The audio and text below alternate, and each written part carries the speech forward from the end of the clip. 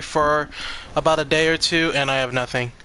But today is another episode of StarTrekOnline.org. And oh my, that's a bit too far, isn't it? Oh, wrong button. Um, yeah, that's a bit too close to territory standards. Anywho, as you can see, well, once I stop cloaking, well, let me just. There we go. Yeah, once I stop cloaking, but yeah, that's not gonna happen. But today is a review, not a rant. That comes after the review.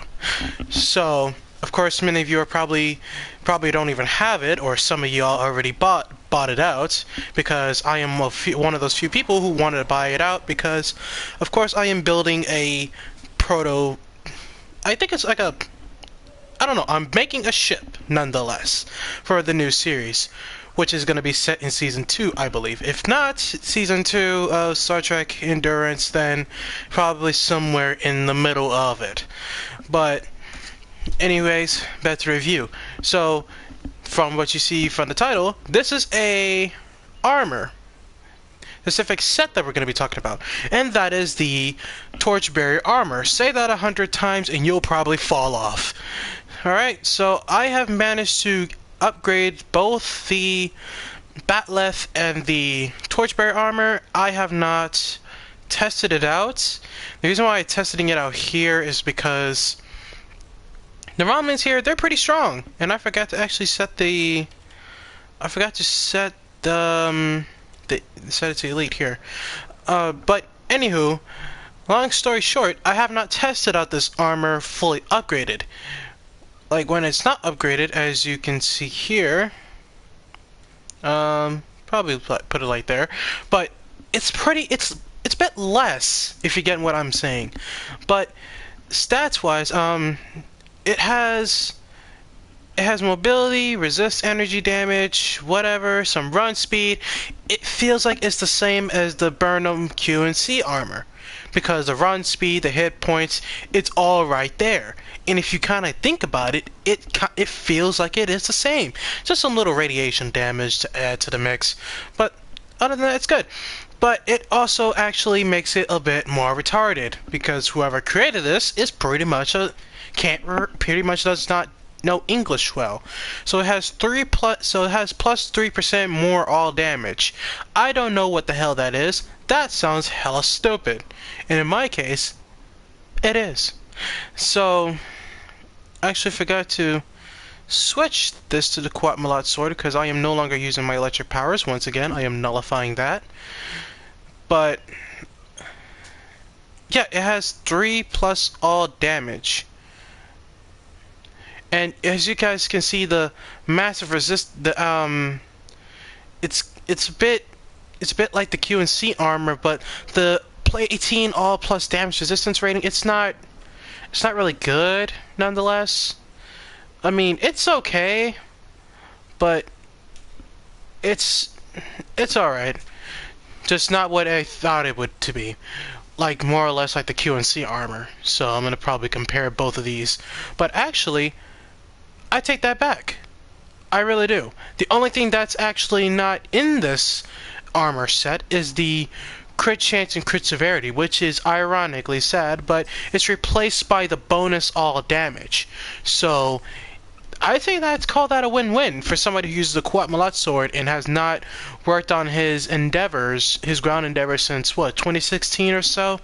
I've just started working on those because I'm most likely, everybody's doing space builds, space Barbie, this, that.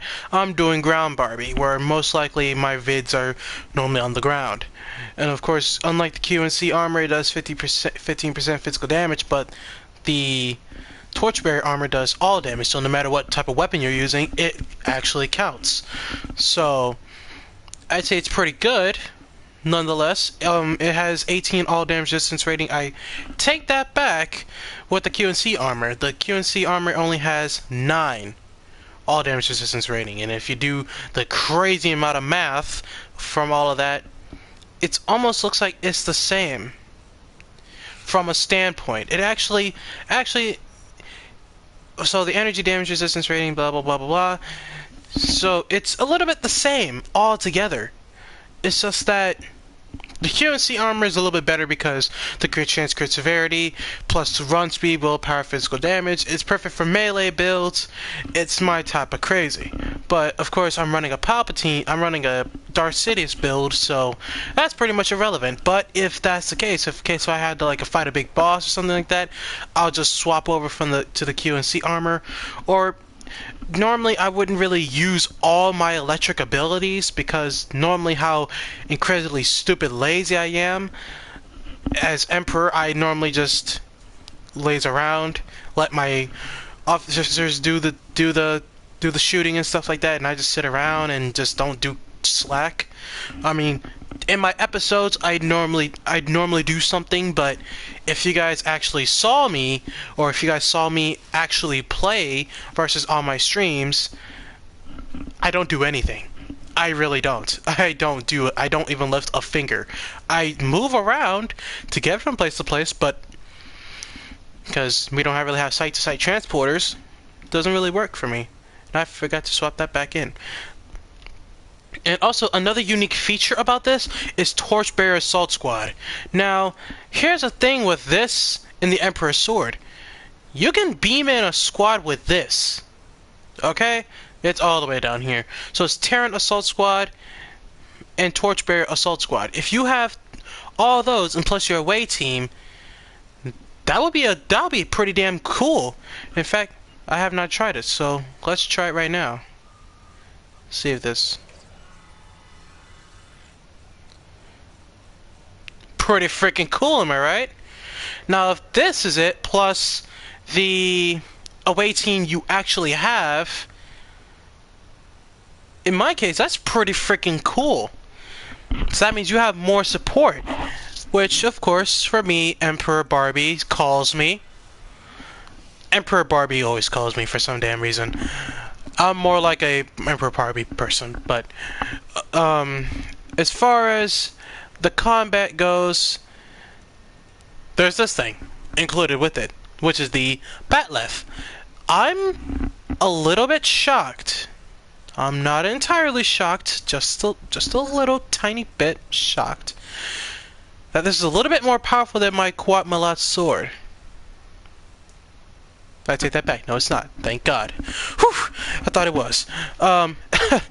Because if it was, I would have been sad and I would have cried because now I have to use the Torchbearer Batleth instead of my Quat Malat sword, which does pretty damn cool damage. And the double strike, I learned to use the double strike a lot more than just the basic slash. I know it does like 200 DPS.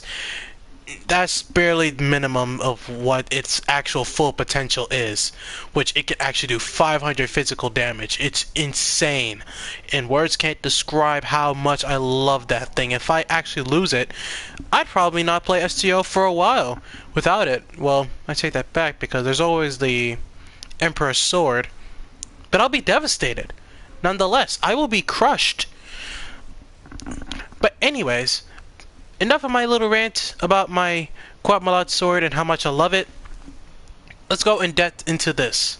The Batleth, the Torchbearer Batleth, which I have upgraded it already to Epic, and I have done the same with my armor.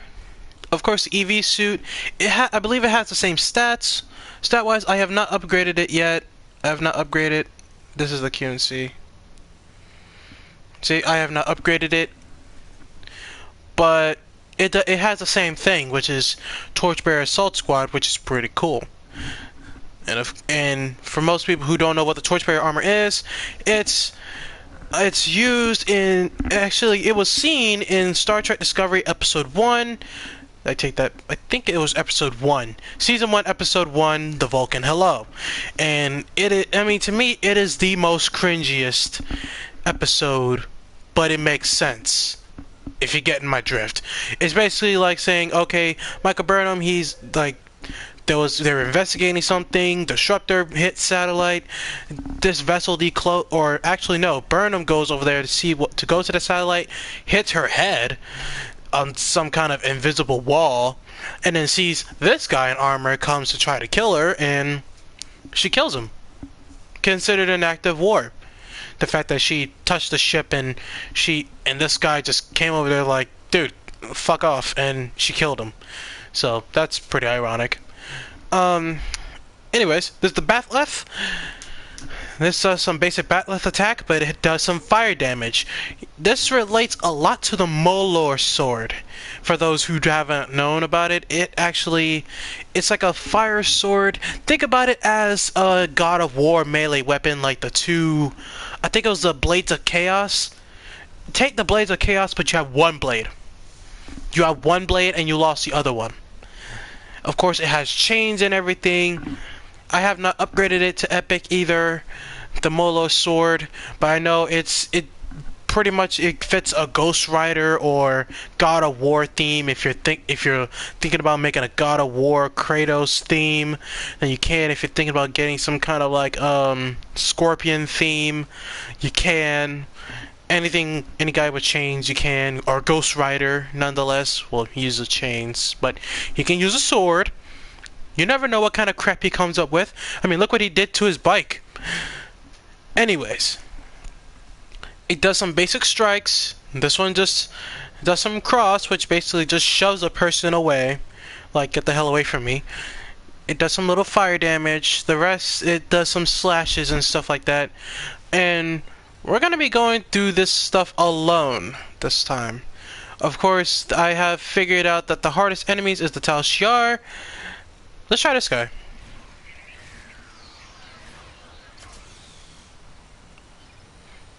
Okay, Killer Thief.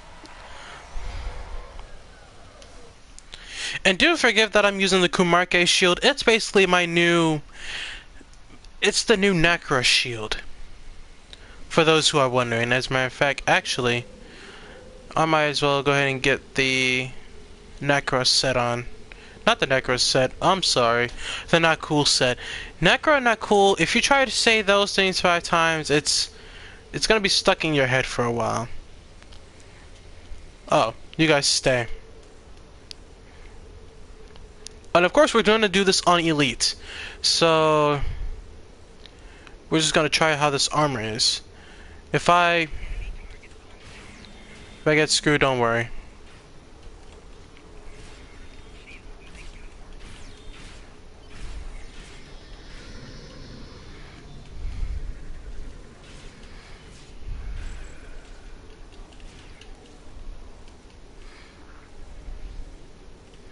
Yep, whatever they get thrown at, that'll be fine. They will be fine.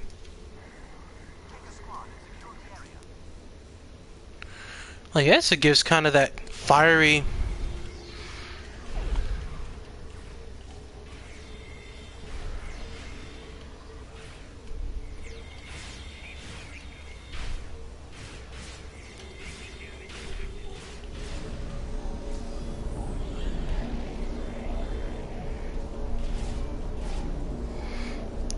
And I forgot to equip it on ambush too.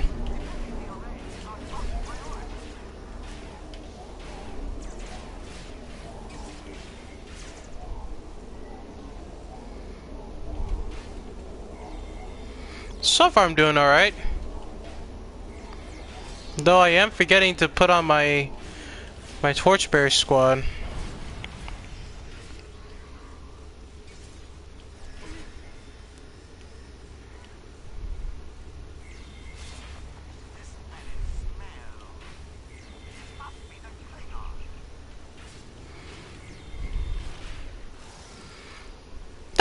That's much better. I don't know how Klingons do it with Bat'leths nowadays.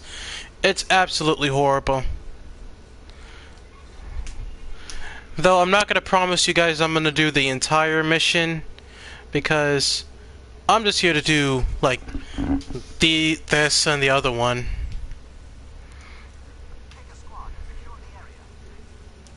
So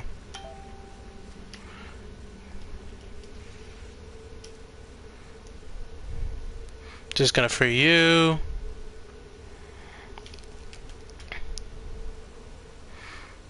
Alright, and we're gonna go ahead and do this one, and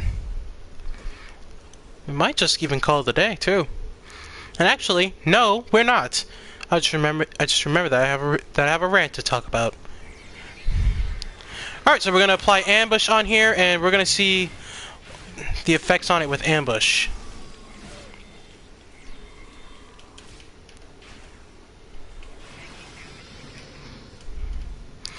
I can still hit people even when I'm not even hitting them.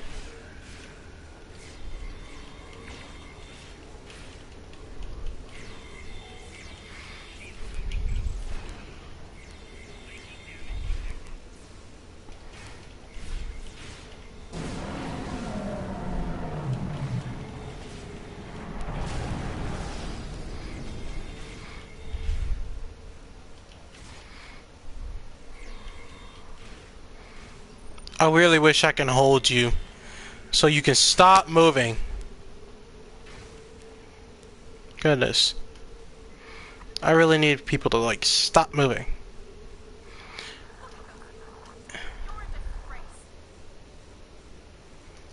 Alright, and we're gonna do this.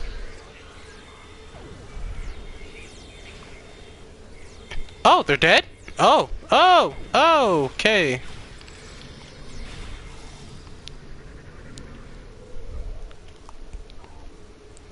Cool.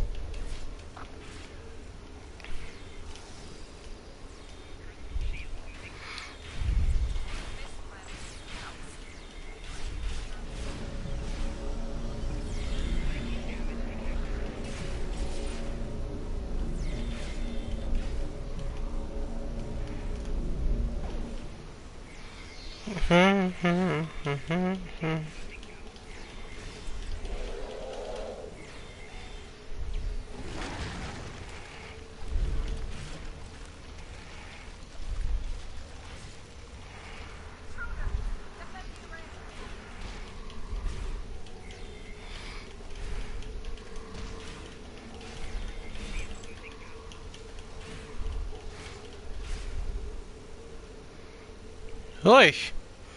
That took longer than I thought. The co-op Meletzar would have done a lot better. Anybody else? No? Okay. So, I died 2 times on Elite. It's not bad. Could say it could be better. Could be worse. So... I say like, on average, it's okay. It's an okay armor to have, but if you're really much like Emperor Barbie or something like that, I really recommend you go with this set. And not to mention, I have this as like my new battle armor suit too. And it's a really good battle armor suit to have. So, nonetheless, I think that is about it, and I am injured. Ouch. Ow, that hurt. Oh. That'll bruise away. That'll bruise out. It's nothing to worry about. I think I might need some help. Just realized I'm injured. Anyways. So I think that is it for the reviews. So I think that's it for the reviews. I'm just gonna exit out of here. That's it. So that was pretty much another episode, and I am not done. As you can see, I told you that I am not done. I'm here to rant about one thing, and it is not Maya and Zooey. Trust me, I could care less about them. I wonder, can I? Ah, he's not dying, he's not dying, he's not dying. Okay, there we go. Phew. Yeah, I thought he wasn't dying. That was kind of scaring me. And no, it is not a Maya and Zooey rant. This rant is pretty much has something to do with the game and the Muds market. So recently, I'm not sure if you guys even have Twitter at all. If you do, go check the Star Trek Online channel and see this ridiculous mess that I'm talking about. They have the Kittimer Alliance bundle, which is in Muds market, and it upsets me. And the reason why it does, like, I am the owner of the Kittimer Alliance Battlecruiser, the Tamir Alliance Raider, and the Jarak Alliance Carrier. So I have all three ships. Not a problem for me. But it's still kind of ridiculous because I feel bad for those who missed out on the event some years ago. And in my case, I wanted the Section 31 rifle because it would go good with the assault drone. I would actually take that over the Quat Malad sword any day. So once I get my hands on that, y'all be seeing me use the Section 31 rifle a lot. So I say be braced for that, if they do have that. However, it's the Alliance bundle I wanted to complain about, not Maya and Zooey. I'm pretty much sure. I hope they're doing okay, and I hope their life they live long and they stop doing the crap they do and stuff like that. It's not a biggie to me. I just stop ranting about it and just focus on myself and stuff like that. I'm more focused on what's going on in my life than trying to change other people, because if you try to change other people but then forget yourself, what else are you gonna do? But yeah, anyway, I want to talk about the Chimera Alliance bundle. So, are you willing to pay $150 or ranging $150 to $600 on 3 ships that have no specialization at all? No, you wouldn't, because that would be a waste of money and a waste of your time. Because if you think about it, if you're dedicated to those ships are good for you. But I believe the $600 one, I believe that comes with some keys, some ship upgrades, some stuff, some other goodies that you could easily get for like what, 10, 11 or $12 a pop at the C store. And you can literally, and some of them even cost $1 and something cents. It's pretty crazy, and it's hell of an ironic thing to do for STO team in general. And it's just it is the most idiotic thing they have ever done. I mean, I can name skip a few things that they have done that is idiotic, but this, I mean, that is more idiotic than this, if I'm not mistaken. So, I could name a couple things like I believe I was ranting about the Terran bundle. That's one of them. That's kind of one of them. And also some other stuff in the past, though I can't really remember what they are. But I know STO has done a lot of dumb stuff to the store and to getting ships and stuff like that. Like, okay, I think I have an example. Adding the California utility cruiser, which should have been a T1 ship, which of course becomes a beyond disappointment. It's good for Space Barbie if you love Lower Decks. I really recommend you go watch, but it doesn't deserve to be there. It deserves to be in like one of the, I don't know, like either a C-store ship or a ship you could obtain for free, which should be like a utility cruiser, a T1 utility cruiser.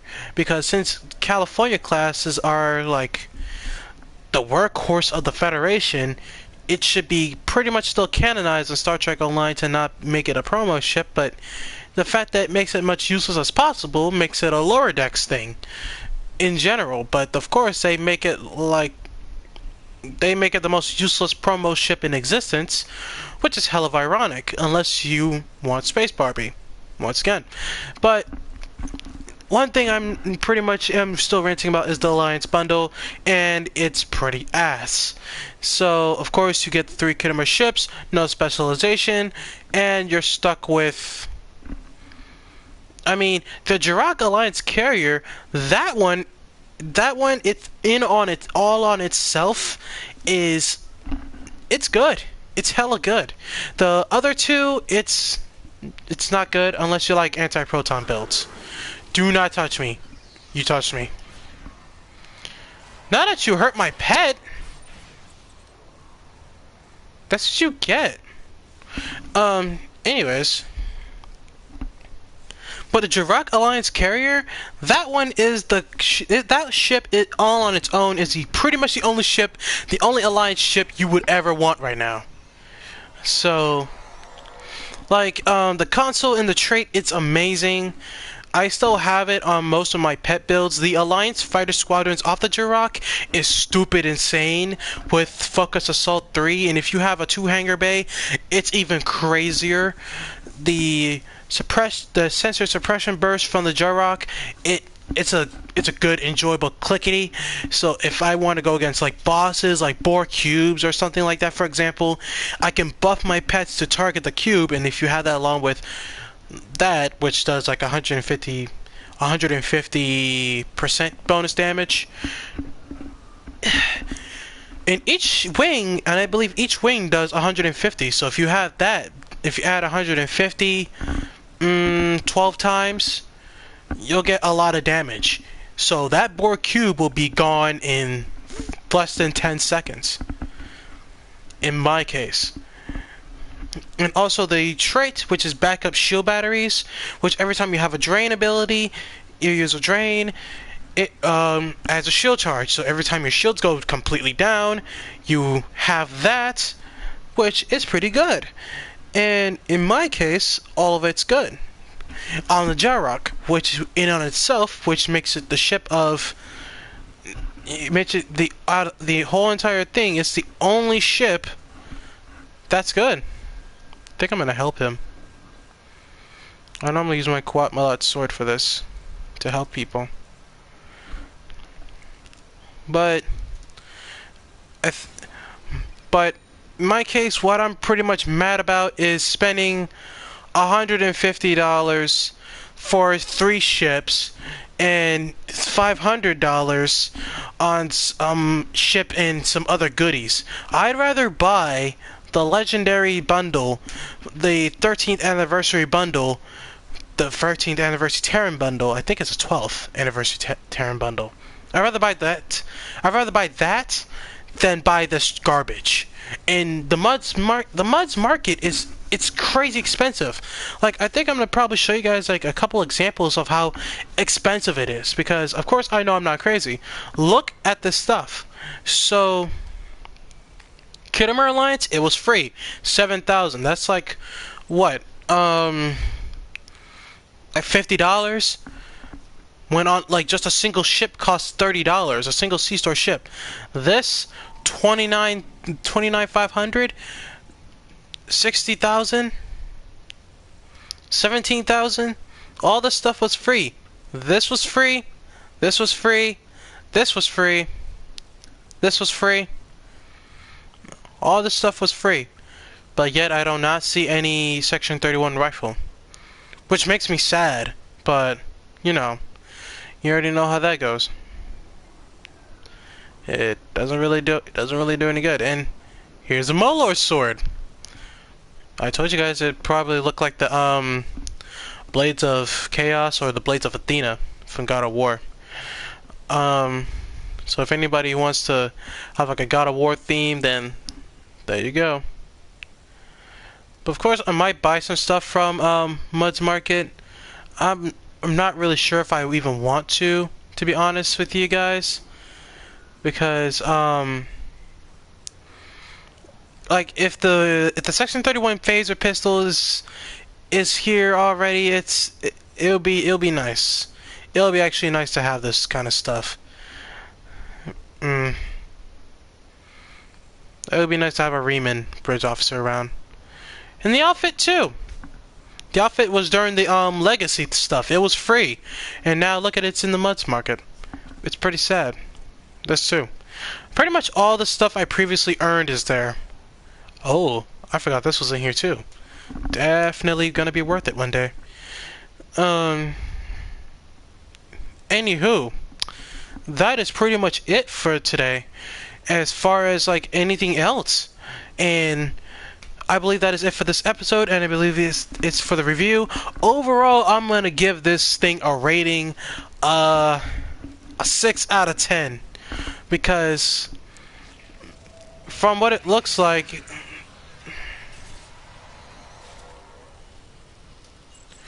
I'm gonna give it a 6 out of 10, because I died twice. And how my ratings are, I do not like to die. I don't like dying at all. I don't like dying at all. And I think next review we're gonna probably do is the Red Angel suit. Nobody has ever done this, so I will be doing it pretty much. And actually, I might even say it here, it's not worth it. It's not worth it. It's not worth it on Elite. It's not worth it on anything. If you're going to go against the Voth, I'd say bring this with you. But at the end of the day, it's not worth it. It's really not. Not worth your time. But it was an event. It was an event, so I got it. Account unlock, whatever. And I give it to my... Well, I'm going to create an Orion character soon, pretty much. I don't know when. I'm too lazy to do so. So probably might even take a while to get it done, to create my Orion character. But I'll get it done for the most part. But I believe that is it for this episode. So let me know what you guys think of this down below in the comments. And I guess I will see you guys later. Goodbye.